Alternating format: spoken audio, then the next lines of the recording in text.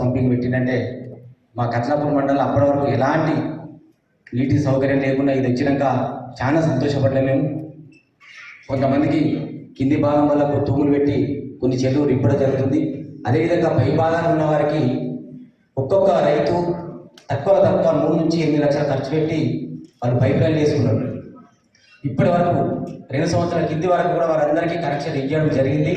ఈ 2 సంవత్సరాల నుంచి అక్కడ కనెక్షన్లు ఎప్పుడైతే ఎస్సీ గారు మన జిల్లాకు వచ్చారో అప్పటి నుంచి కనెక్షన్లు బంద్ చేసారు. ఆ రైతులు కొంతమంది డీడీలు కట్టి కూడా 2 సంవత్సరాలు అవుతుంది, వారికి కూడా ఇవ్వలే, కొత్త డీడీలు తీసుకుంటలేరు. నిన్న సాయంత్రం కూడా పుట్లెడ్డలు గౌరవ పెద్దలు ఎస్సీ గారిని పిలిచి మాట్లాడిస్తా అన్నారు. మళ్ళీ వాళ్ళ పొద్దుగాల 8:30కే ఏ గారు మాకు టైం ఇచ్చారు, వస్తా అన్నారు. మళ్ళీ ఏ గారు పొద్దున్న నేను ఫోన్ చేస్తే లేదు మాకు అట్లా ఇవ్వడం కుదరదని అనుకుంటున్నాము, ఎస్సీ గారు ఏదైనా లెటర్ ప్రకారం ఇస్తేనే ఇస్తాము, మాకు ఇంతకుముందు ఇవ్వద్దని లెటర్ పెట్టాడు కాబట్టి మేము ఇంకా ఇవ్వలేమనంటే మళ్ళీ ఇవాళ మాట్లాడాము. ఎస్సీ గారి ఆఫీస్కి నేను దాదాపు 10 సార్లు అయినా, 10 సార్లు సార్ చెప్తాను ఇస్తారు పో, నేను డీకి చెప్పినా ఏకి చెప్పినాను. మేము వాళ్ళ దగ్గరికి పోతే మేము ఇవ్వలేము, మళ్ళీ మీరు ఎస్సీ గారి దగ్గరికి పోమన్నారు. చాలా సందర్భాల్లో ఎందుకంటే దాదాపు 7 లక్షల రైతులు అప్పులు చేసి పైప్ లైన్ వేసుకున్నారు. దయచేసి మళ్ళీ ఇది ఒక మన జిల్లాలో ఉంది, పక్కన ఉన్న గంగాధర గారి పక్కనే ఉన్న నిజామాబాద్ డిస్ట్రిక్ట్ లేదలు కంటిన్యూ ఇస్తున్నారు. మన దగ్గర కూడా సార్ ఏం చేస్తారు, ఒకసారి కలెక్టర్ గారికి లెటర్ పెట్టినా కలెక్టర్ ఇవ్వమంటే ఇస్తా అంటారు. ఇరిగేషన్ డిపార్ట్మెంట్కి లెటర్ పెట్టినా ఇరిగేషన్ వాళ్ళతో పర్మిషన్ ఎప్పుడు తీసుకోలేదు, ఇప్పుడు ఉన్న కనెక్షన్లు తీసుకోలేదు. వాళ్ళు అద్దంటారు, ఇరిగేషన్ వాళ్ళు అద్దంటలేదు. కేసీఆర్ గారే ఈ ఇష్యూలో నేను మాట్లాడితే స్వయాన ఫోన్ చేసి నన్ను ప్రగతి భవన్ పిలుచుకోవడం జరిగింది. ఆ రోజు కూడా సరే సమస్య ఏంటంటే ఇట్లా కరెంట్ ఇస్తలేరంటే ఎవరైనా కరెంట్ ఇవ్వండి, కరెంట్ ఖచ్చితంగా అక్కడ పిలిపియాలని కూడా సార్ చెప్పడం జరిగింది. దయచేసి మా మండలాల లాగా మిగతా మండలాల్లో ఈ సమస్య ఉంది, ఈ సమస్యను పరిష్కరించవలసిందిగా మంత్రి గారికి విజ్ఞప్తి. ప్రభుత్వం ఏర్పడ్డ తర్వాత ఏదైతే నూతనంగా జిల్లాలు ఏర్పడ్డాయో అటు జిల్లాలలో అతి చిన్న జిల్లా అయినటువంటి మన జగిత్యాల జిల్లా, అది కూడా మన పల్లెలతో అదేవిధంగా అన్ని రంగాల్లో ముందున్నటువంటి మన జిల్లా జగిత్యాల జిల్లా. దీనికి ముఖ్యంగా 8 కళాశాలలు ఏర్పాటు చేస్తే మొట్టమొదటిసారిగా మన జిల్లాని మనం మంజూరు కాబడ్డందుకు ముఖ్యంగా ఇట్టి మంజూరుకు సహకరించినటువంటి గౌరవ ముఖ్యమంత్రి చంద్రశేఖరరావు గారికి, అదేవిధంగా వైద్య ఆరోగ్య శాఖ మంత్రి హరీష్ రావు గారికి, అదేవిధంగా ముందుండి నడిపినటువంటి స్థానిక మంత్రివర్యులు ఈశ్వరన్న గారికి, అదేవిధంగా జిల్లా శాసనసభ్యులకు, అధికారులందరికీ కూడా పేరున మరోసారి ధన్యవాదాలు చెప్తూ, చేస్తే ఆలోచించండి. మీ సమస్య భూషణం జడ్పీటీసీ గారి సమస్య కాదు, రైతుల సమస్య. రైతులు బాగుపడాలని ఇవన్నీ చేస్తున్నారు. రైతులకు తోడ్పాటించడానికి మీరు ఒక అడుగు ముందుకేసి ఒక సహకారం అందిస్తే ఎంతో మంది రైతులు బాగుపడతారు.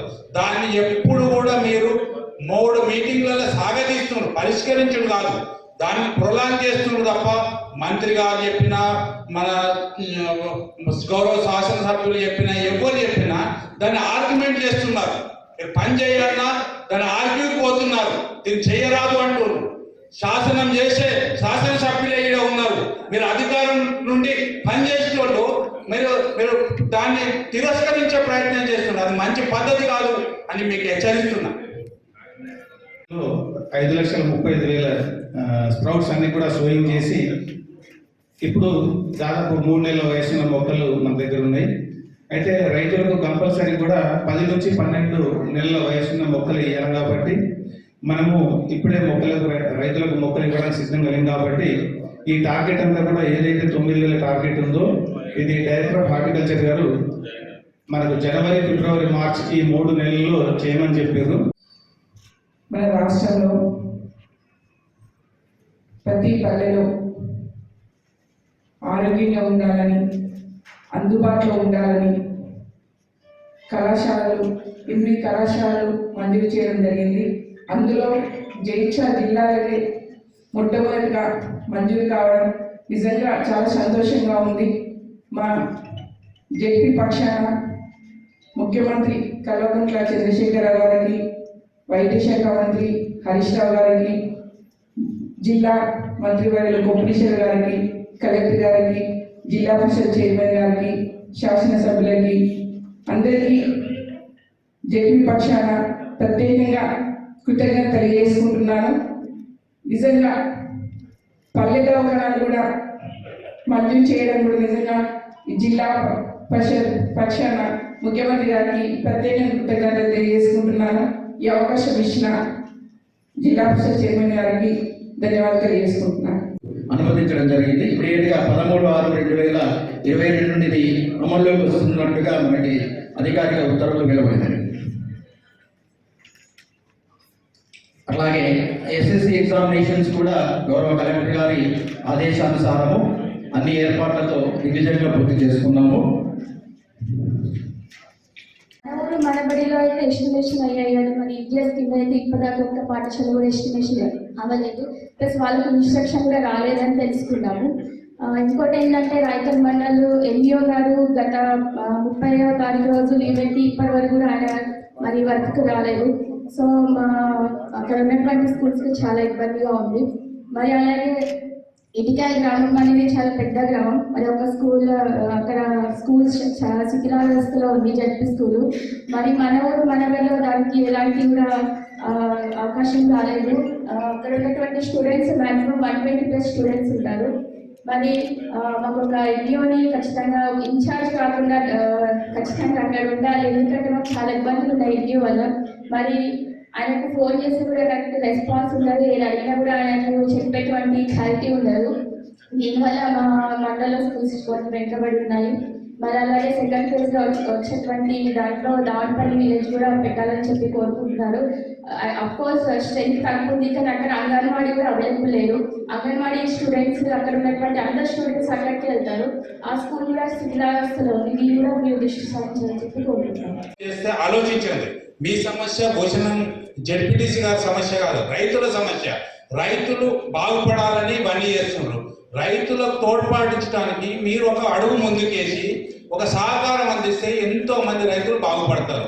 దాన్ని ఎప్పుడు కూడా మీరు 3 మీటింగ్లలో సాగతీస్తున్నారు, పరిష్కరించడం కాదు, దాన్ని ప్రొలాంగ్ చేస్తున్నారు తప్ప మంత్రి గారు చెప్పినా మన గౌరవ శాసనసభ్యులు చెప్పినా ఎవరు చెప్పినా దాన్ని ఆర్గ్యుమెంట్ చేస్తున్నారు.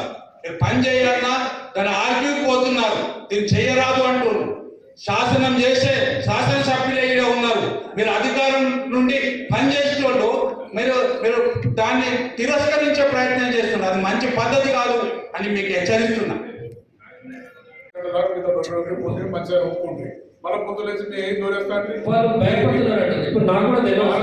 మీరు భయపడినా భయపడి మీ ఇష్టం అండి. నాకైతే చేతిలో ముందంటే వాళ్ళని మీరు అంచెల నుంచి ప్రాబ్లం స్టార్ట్ అవుతున్న వాళ్ళు అందరూ అన్నట్టు ఎవరు మోటార్ పెట్టుకున్నా బాగుపడలేదు. అయినా ఇప్పుడు లీగలైజ్ చేసుకుంటా ఉన్నారు. ఇంకోటి చెప్తా కరెక్ట్ బలా కాకుండా ఏమన్నా ఇక్కడ బోర్ వేస్తారు. ఆ బోర్ల పేరు దిగింది కొంచెం దూరం వేసేస్తున్నారు. దాంతో బోర్ల కంటే ఇక్కడ నుంచి నీళ్ళు గుర్తుకోమని చెప్తారు. దాన్ని కూడా మంచిగా ఒప్పుకుంటారు. మన ప్రాబ్లం చేస్తారు. రైతుల కోసం అంటే ముఖ్యమంత్రి గారు సార్ ఒకసారి ఇట్లా డిస్కస్ అనిల్ కుమార్ సి ఉన్నాడు, టీఎంసీ అండి ఆయన ఉండి ఒక 1 టీఎంసీ వ్యాబ్రేట్ అయితే సార్ 4 టీఎంసీ వల్ల కావాలంటే వ్యాబ్రేట్ ఆపరేషన్ అంటే ఏదో ఎండకు గుంజుకోకపోతే లేదు సార్ మోటార్ పెట్టు అలాగే సేమ్ గారు ఎంటర్వేరు రైతులు కాకపోతే ఎవరికైనా మోటార్ నీళ్ళు రైతులు వాదించుకుని చెప్పాడు. రైతుల కోసం ఇంత కష్టపడి కాలేజీలో కట్టుకొని వాళ్ళ కాబట్టి తీసుకొచ్చుకున్నారే దానికి మాకు ఆర్డర్స్ ఉన్నాయి. మీరు నుంచి కలెక్టర్ గారు మంత్రి గారు చెప్పిన ఆర్డర్స్ మీరు రాయండి. మీ ఆర్డర్స్ లో కలెక్టర్ ఇన్స్ట్రక్షన్ మినిస్టర్ గారి ఇన్స్ట్రక్షన్ రాయండి. కట్టుకుంటే ఏమన్నా మాకు అధికారం మాదంటే వీళ్ళకి మంత్రి గారి పెద్దడా మీ డిఎంఏ మంత్రి గారి పెద్దడు కాదు, గవర్నమెంట్ అంటే మంత్రి గారు. మా ప్రాబ్లం ఇట్లుంటే మీకు ఇష్టం లేకపోతే వెళ్ళిపోయి చెప్తాను. కలెక్టర్ గారు కూడా చెప్తాను మీకు ఇష్టం లేదు మాతో ప్రాబ్లం చొప్పదండి ఎమ్మెల్యేకి అదే ప్రాబ్లం ఉన్నది, నాకు అదే ప్రాబ్లం ఉన్నది, ఏది వెంబడి ఎమ్మెల్యేకి అదే ప్రాబ్లం ఉన్నది. మీరు అన్ని రూల్స్ అని ఎప్పుడు కూర్చున్నట్లు రైతుల కోసం ఇస్తాము. ఎప్పుడైపోతే అప్పుడు వరకాలం నింపుతానే ఉన్నాను సార్. నీళ్ళు లేకుంటే ఎప్పుడు నింపుతానే ఉన్నాను. నింపినప్పుడు నీ మోటార్ పెట్టుకుంటే ఏమన్నా సార్ రైతులే కదా సార్ పెట్టుకున్నాను. ఇట్లా ముఖ్యమంత్రి రైతులే కదా వేరే దేశం కూడా కొనుగోతాడు కదా మన రైతులకు ఇచ్చిన నీళ్ళు అని చెప్పి ముఖ్యమంత్రి చెప్పారు. ఈ మధ్యాహ్నం కలుస్తారు లేకపోతే గాడి ఇప్పిస్తుంటే ముఖ్యమంత్రి గారితో ఆయన కొంచెం నేషనల్ పాలిటిక్స్ బిజీ ఉన్నాడు కానీ నేను డిస్టర్బ్ చేస్తలేము పోతలేదు. మంత్రి గారు చెప్తున్నాడు, మంత్రి గారు చెప్పినట్టు వాళ్ళు అదే మా విద్యాసాగర్ నీళ్ళని పట్టుకుంటాడు. మాకు సెకండ్ కదా సార్, సెకండ్ కాన్సెప్ట్ చేస్తుంది కింద పాల్గొండ ఫస్ట్ సెకండ్ కొరట కాన్సెప్ట్ దాని ముందు అన్న వాటర్ వచ్చిందా సార్. రైతులకు ఇచ్చేదనే గవర్నమెంట్ ఉన్నదే రైతులకు ఇస్తాను. నేనే స్వయంగా చెప్తున్నా, ఇది నా మాట కాదు, నేను స్వయంగా ముఖ్యమంత్రి గారి నోట్లో నుంచి విన్నటువంటి మాట మీకు చెప్తున్నా. ఇక మీరు మళ్ళీ ఈ ఇష్యూ మన ముందరకు కావాలి. ఇచ్చేసాను కనెక్షన్. ఒకవేళ ఎస్సీ వాళ్ళు ఏఈలు భయపడితే ఒక పూట మీరే విజిట్ చేసి పోయి ఇప్పించినారు. సార్ మొత్తం బాధ్యత నా మీద పెట్టేవారు. ఒక మాట సిఎండి గారి దృష్టిలో 100% చెప్తాము. అది బాగుంటుంది సార్. మాకు 100% చెప్తాము. ఇప్పుడు ఇన్ని పనులు చేస్తున్నాం సార్. రౌండ్ ద క్లాక్ ఒక 5 లక్షల మంది వినియోగదారులకు టీఎస్ఐ పాస్ మీ సేవ అందరికీ ఇస్తున్నాం. ఇది ఒక్కటి ఆడికి ఇన్స్ట్రక్షన్స్ వస్తే మేము do sir, ready to do sir. భూమి డిప్యూటీస్ గారు ఉన్నప్పుడు ఆ మీటింగ్ లో నేను ఉన్నాను కాబట్టి ఇది ముఖ్యమంత్రి గారి ఆదేశం. మీరు 50% ఇన్కమ్ చేయకుండా అందరూ కూడా కనెక్షన్ ఇచ్చేయండి. చొప్పదండి కావచ్చు, వేములవాడ కావచ్చు, ఇంకా మీ ప్రాంతంలో ఉన్న కోరుట్ల ప్రాంతం కావచ్చు. రైతులకు సంబంధించిన సమస్య నీళ్లు ఎన్నడూ మీకు ఈ 2018లో ఆర్డర్ ఇచ్చింది దేనికోసం అంటే నీళ్ళ షార్టేజ్ ఉన్నప్పుడు వచ్చే కాలంలో నీళ్లు మధ్యలో గుంజినట్టయితే చివరి ఆయకట్టుకు నీళ్లు చేరాయనే ప్రాబ్లం ఉన్నప్పుడు మీకు ఈ కనెక్షన్లు ఇవ్వద్దని ఆర్డర్ ఉన్నది. పుష్కలంగా నీళ్లు వచ్చి భద్రా నీళ్ళు అనేటువంటి పరిస్థితి వచ్చినాక మీరు కనెక్షన్ ఇచ్చడానికి వెనక ముందు చేయడంలో అర్థం లేదు. 100% మీరు కనెక్షన్స్ ఇవ్వండి. మీకు పైన వరకు ఎవరు మీ సిఎండబ్ల్యూ పోమని చెప్పుకోవాలంటే ఇమీడియట్గా చెప్తాం. కానీ ఎవరు ఇస్తామని మళ్ళీ మామూలు భయపడి దేనికి భయపడుతున్నాం? మనం కరెంట్ అమ్ముకుంటున్నామా? రైతులకు ఇచ్చేదానికోసం కానీ గవర్నమెంట్ ఉన్నదే ఫ్రీ పవర్ మొత్తం మంది లక్షలాది మంది రైతులకు ఇచ్చేందుకే పెట్టింది. కాబట్టి మీరు ఎస్సీ గారు ఈరోజు ఈ సభాముఖంగా మేము చెప్తున్నాం, ఖచ్చితంగా మీరు కనెక్షన్స్ ఇవ్వండి 100%. ఎక్కడ ఎడ్యుకేట్ చేయకూడదు. కంప్లైంట్ వద్దు వాళ్ళది ఎప్పుడొద్దు ఇచ్చేసేయండి అంతే. నిజామాబాద్ ఇస్తున్నప్పుడు ఇంకో జిల్లా ఇస్తున్నప్పుడు మనకేముంటుంది? వాళ్ళు ఇప్పటికే చాలాసార్లు చెప్పారు, మా చెప్పుకున్నారు, ముఖ్యమంత్రి గారు చెప్పింది, మీటింగ్లలో మాట్లాడారు. ఎడ్యుకేట్ చేయొద్దు, మీరు ఇచ్చేసేయండి. ఏమైందంటే మధ్యలో ఈ విజిలెన్స్ వాళ్ళని పంపించి ఆ వెరిఫై చేసిన కానీ మనం చెప్పినా కూడా ఏసీ భయపడుతున్నారు సార్ వాస్తవంగా. ఎందుకంటే ఇన్స్ట్రక్షన్స్ లేవు కాబట్టి నేను చేయలేకపోతున్నామని చెప్తున్నారు సార్.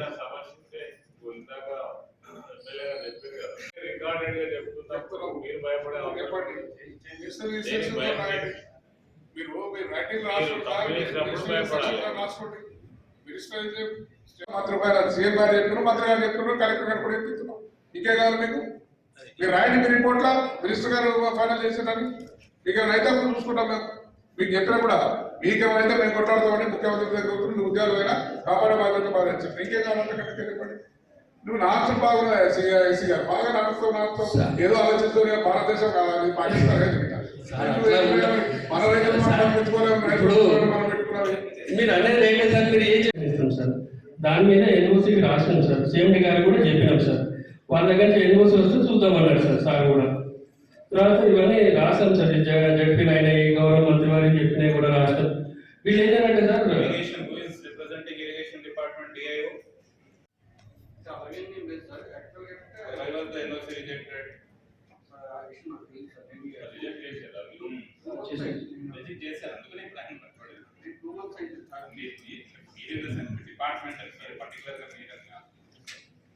ఓనర్షిప్ మీ దగ్గర మీకు అందరు పొలాలు ఉన్న వాళ్ళే కదా, మీరు అందరు పొలాలు వాళ్ళ ల్యాండ్స్ తోటి బేస్ చేసుకుని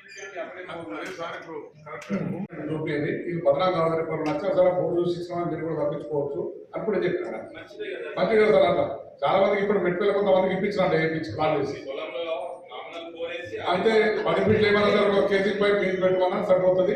దాని మీద మనం కూడా చెప్పారు. మా దృష్టికి రాలేదు, మేము మీటింగ్కి వచ్చాము. నిన్న సారు ఎమ్మెల్యే గారితో మాట్లాడినప్పుడు కూడా డిస్కషన్ అయింది సార్. ఇవ్వాలని చెప్పి డిసైడ్ చేశాను సార్. ఎవరైతే వాళ్ళ సర్వే నెంబర్లో పట్టా పాస్ పుస్తకం ఇచ్చి రిజిస్ట్రేషన్ చేసుకుంటే ఫస్ట్ ఎస్పీఐపి స్కీమ్ కింద అగ్రికల్చర్ కనెక్షన్ ఇచ్చిన తర్వాత నంబరు రిలీజ్ చేస్తాం సార్. దాని తర్వాత వీళ్ళు వర్షాకాలం వాడకుంటే అక్కడ ఓవర్లోడ్ అయితే టీఎండి కింద ట్రాన్స్ఫార్మర్ పెట్టి ఇవ్వాలని గౌరవ ఎమ్మెల్యే గారు ఇన్స్ట్రక్షన్స్ ఇచ్చారు సార్. దాని ప్రకారం చేద్దామని డిసైడ్ అయ్యాం సార్.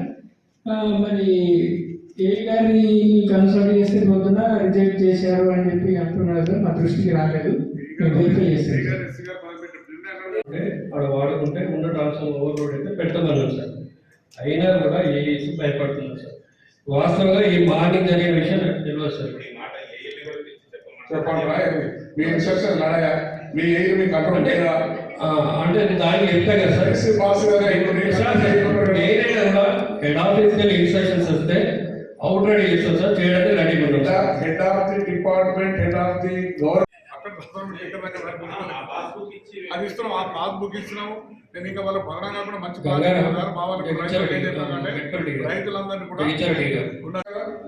చెయ్యని పనులు సార్ ఫోన్ తీసి మీరు మీకేంటి సార్ మాకు కిలాపూర్ ఫోన్ మీకేదని రామచంద్ర మీకేనా చెప్తున్నాం. మిగతా మీ పని మీకు చెప్తున్నాం.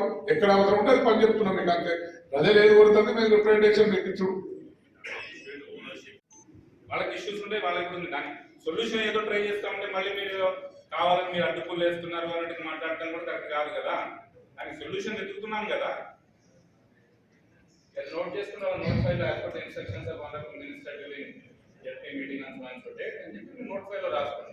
మేము కూడా మినిట్స్ లో మినిట్స్ లో కూడా రికార్డ్ చేస్తాం. అది కూడా కాపీ పెట్టుకొని మీరు మంత్రి గారి ఆదేశాలు, కలెక్టర్ గారి ఆదేశాలు పాటించేసి ఆ సమస్య మళ్ళా పునరావృతం కాకుండా క్లోజ్ చేయండి. గతంలో కరెంట్ గురించి ఉండే పిల్లలు కానీ ఒక్క ఇష్యూ తోటే మీరు బాగా పనిచేస్తున్నారు. ఈ ఒక్క ఇష్యూ కూడా సాల్వ్ చేస్తే బాగుంటుందని చెప్పేసి మంత్రి గారి ఆదేశాలు, కలెక్టర్ ఆదేశాలకు ఇంకొకసారి ఇది మనకు రిపీట్ కాకుండా ఉండాలని చెప్పేసి ఎస్సీ గారికి విజ్ఞప్తి చేస్తూ తదుపరి పిఆర్ ఇంజనీరింగ్ డిపార్ట్మెంట్ ఆ తర్వాత resolution uploading by the engineers అన్ని కూడా అయిపోయింది. So only 26 schools as on date. వాటికి కూడా మనం డిలాబిడేటెడ్ ఏవేవి ఉన్నాయి అనేది ప్రపోజల్స్ పంపించాం. బ్యాక్ ఎండ్ లో మేబీ అదొక వారంలో క్లియర్ అయింది. సో శాంక్షనింగ్ పరంగా కానీ ఇతరతర పరంగా ఏమీ ఇబ్బంది లేదు.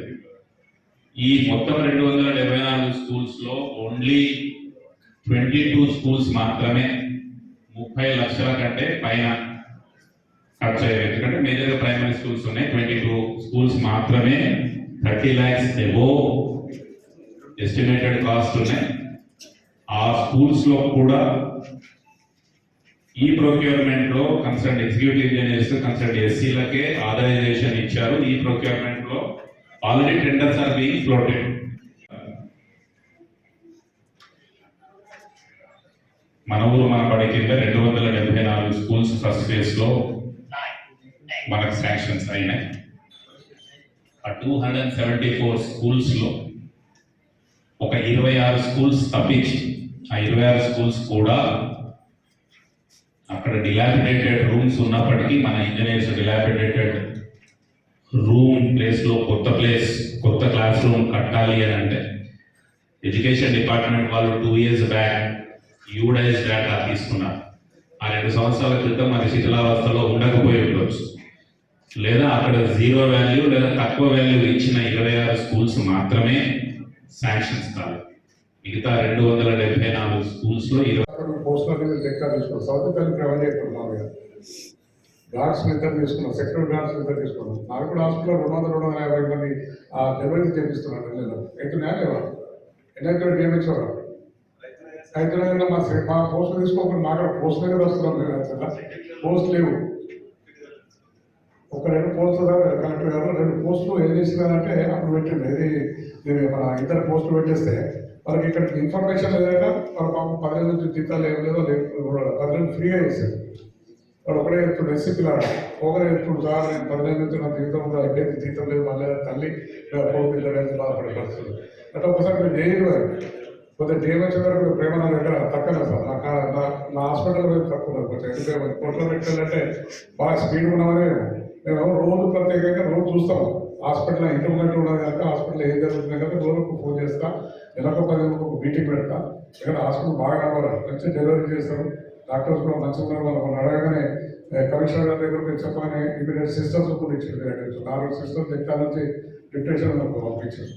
అంటే ఈ సెక్యూరిటీ గార్డ్స్ పోస్టులు మీ దగ్గర తీసుకున్నారంట. మాకు ఇస్తే కనీసం పోస్టులు పెట్టుకుంటే ఇంకా హాస్పిటల్ ఎక్కువ నడిపిస్తారు. కంప్యూటర్ ఆపరేటర్ లేనా దగ్గర ఈ సెక్యూరిటీ గార్డులను మనం వాడుకోవచ్చు. పోస్ట్ కొత్త వస్తాయి కనుక ఉన్న పోస్టులు మనకి ఇస్తే ఆ పోస్టులు మనం పే చేసుకున్నాము.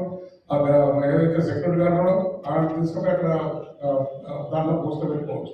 అర్థంకుంటే కనుక మాయమాత పోస్టులు వచ్చినట్టు వాపస్ వచ్చినట్టు ఏంటనే ఏంటంటే మెడికల్ కాలేజ్ రావడం వల్ల ఒక 3000 పడకల ఆసుపత్రి ఇక్కడికి రాబోతాం. మరి దీంతో ఈ చుట్టుపక్కల ఉన్నటువంటి మొత్తం జిల్లాలో ఉన్నటువంటి మారుమూల ప్రాంతాల్లో ఉన్నటువంటి పేద ప్రజలకు చాలా చక్కటి వైద్యాలు అందించేటువంటి ఒక గొప్ప అవకాశం కూడా మనం పొందబోతా ఉన్నాం. ఇది మన యొక్క తెలంగాణ రాష్ట్ర ప్రభుత్వం యొక్క, మన ముఖ్యమంత్రి గారి కేసీఆర్ గారి యొక్క గ్రేట్నెస్. అదేవిధంగా తెలంగాణ రాష్ట్రం వచ్చిన తర్వాత వైద్య రంగం పైన ఒక ప్రత్యేక దృష్టి సాధించినటువంటి విషయం కూడా మనకు తెలుసు. ఇప్పుడే గౌరవనీయులు విద్యాసాగర్ రావు గారు అన్నారు, మా డయాలసిస్ సెంటర్ అనౌన్స్ చేసిండ్రు, ఎప్పుడు ప్రారంభం చేస్తారని.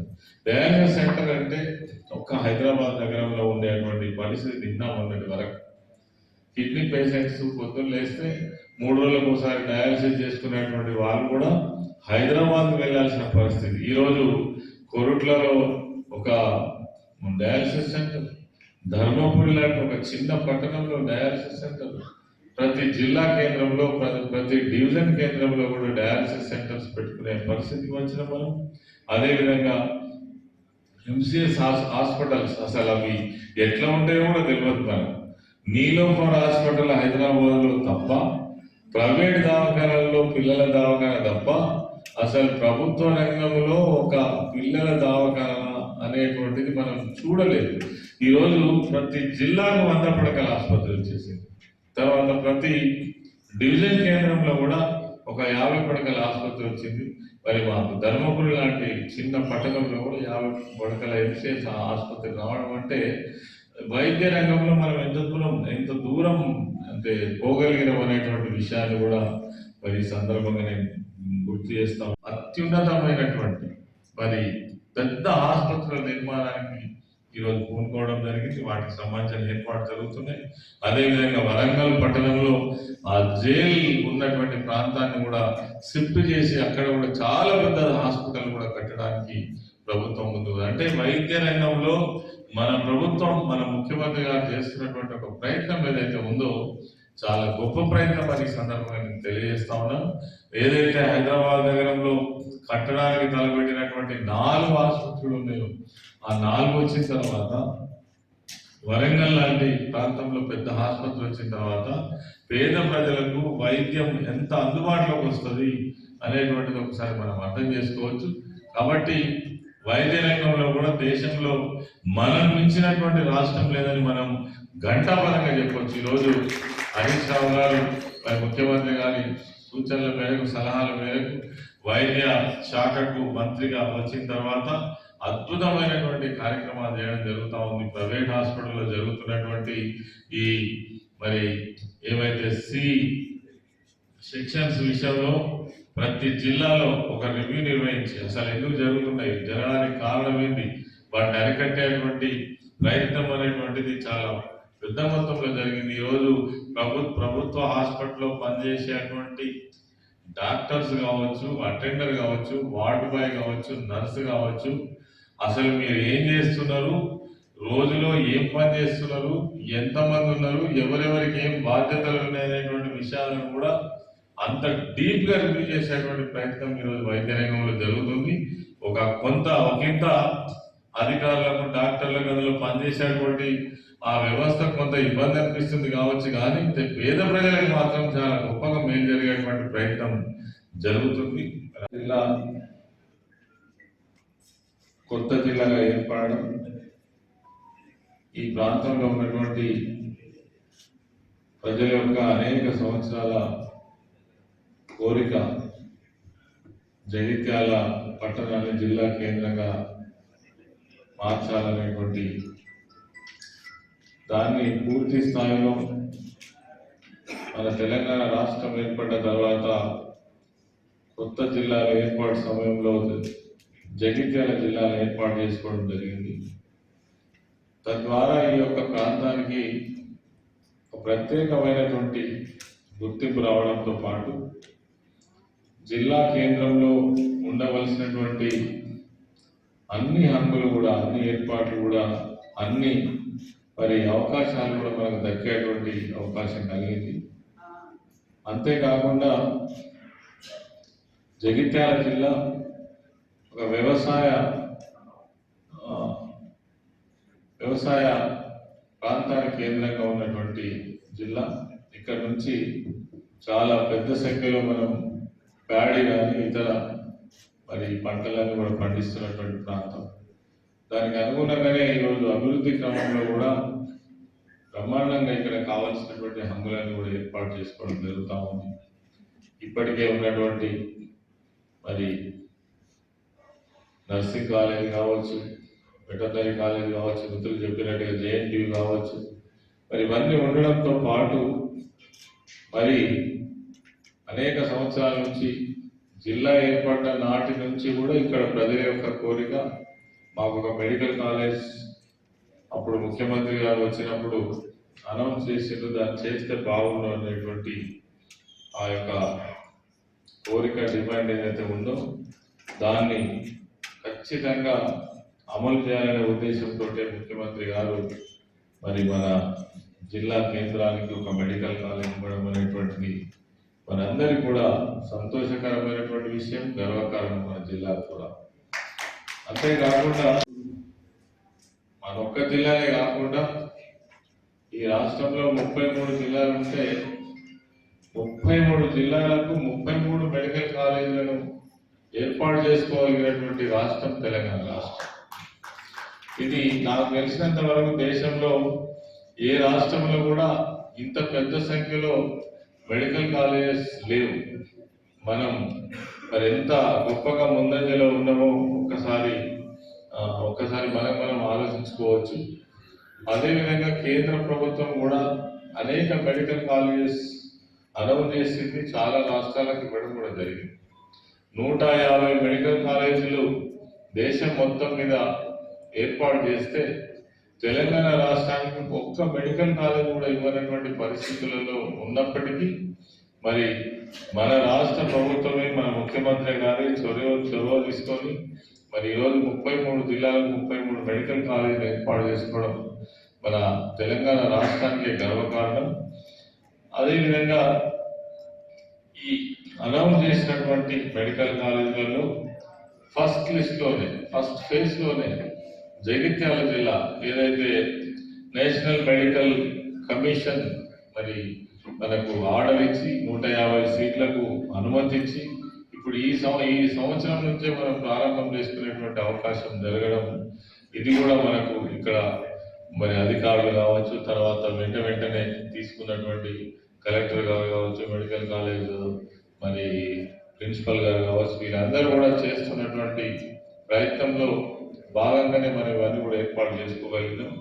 తర్వాత టెంపరరీగా మనం మెడికల్ కాలేజ్ నిర్వహణ కోసం ఏర్పాటు చేసుకోవడం, ఆ కాలేజీకి సంబంధించినటువంటి ఏర్పాటు కావచ్చు, ఇవన్నీ కూడా చేసుకోవడం వల్లనే మనకు ఫస్ట్ ఫేజ్లో అనుమతి కూడా లభించడం జరిగింది. దీంతో మరి ఈ పట్టణం యొక్క ప్రాధాన్యత మారిపోనుంది. రేపు మెడికల్ కాలేజ్ స్టార్ట్ అయిన తర్వాత కొత్త విద్యార్థులు వచ్చి మరి ఇక్కడ జాయిన్ అయిన తర్వాత ఎంతో మంది ప్రొఫెసర్స్ రావడం, తర్వాత దానికి అనుబంధంగా ఉండేటువంటి అవన్నీ హామీలు కూడా రావడం, మేమందరి సహకారంతో జిల్లా ప్రజా పరిషత్ ఏర్పడి ఇప్పటికీ మేము ఎలక్ట్ అయినాం. కానీ జూలై 5కు ప్రమాణ స్వీకారం చేసినాం. మా జిల్లా పరిషత్ సభ్యుల సహకారం, జిల్లా మంత్రివర్యులు, శాసనసభ్యులు అందరి సమిష్టి సహకారంతో ఈరోజు జిల్లా యంత్రాంగం కూడా మాకు తోడ్పాటు అందించింది. అందరి సహకారంతో 33 జిల్లా పరిషత్లోనే ముందున్నట్టుగా నేను భావిస్తున్నా. వీరందరి సహకారంతో దేవుడిచ్చిన శక్తి జిల్లా పరిషత్ సభ్యులు అందరం కూడా శక్తి ఉన్నంత మేరకు గుడిలో విజిట్ చేస్తూ ఉన్నాం. ఈరోజు పల్లె ప్రగతి కావచ్చు, అవన్నీ అనేక అంశాలు. ఈరోజు పాత్రికేయ మిత్రులు కూడా మా యొక్క విజయాన్ని కావచ్చు, ప్రత్యక్షంగా పరోక్షంగా ప్రభుత్వ కార్యక్రమాలను ముందుకు తీసుకెళ్లడంలో వారు కూడా నిరంతరం కృషి చేస్తారు. జిల్లా పరిషత్ పక్షాన పాత్రికేయ రంగానికి కూడా కృతజ్ఞతలు తెలియజేస్తూ ఈనాటి సర్వసభ్య సమావేశం సమస్యలకు పరిష్కారానికి వేదిక కాబట్టి ఈరోజు జరిగిన ప్రజాప్రతినిధులు లేవనెత్తిన సమస్యలన్నీ కూడా అధికారులు నోట్ చేసుకొని సమస్యల పరిష్కారం దిశగా మీరు అడుగులు వేయాలని చెప్పేసి అధికారులను కలెక్టర్ గారి ద్వారా అందరినీ కూడా విజ్ఞప్తి చేస్తున్నా. ఎందుకంటే జిల్లా కలెక్టర్ గారు ఏ దళారీ వ్యవస్థ లేకుండా జిల్లాను అభివృద్ధి పదంలో అధికారులందరినీ కూడా ఒకటే వేళ నడిపించడంలో వారి కృషి కూడా మనం చూస్తూ ఉన్నాం. చాలా బాగా వర్క్ చేస్తున్నారు. వారికి కూడా ధన్యవాదాలు, మీ అందరికీ అభినందనలు తెలియజేస్తున్నాం.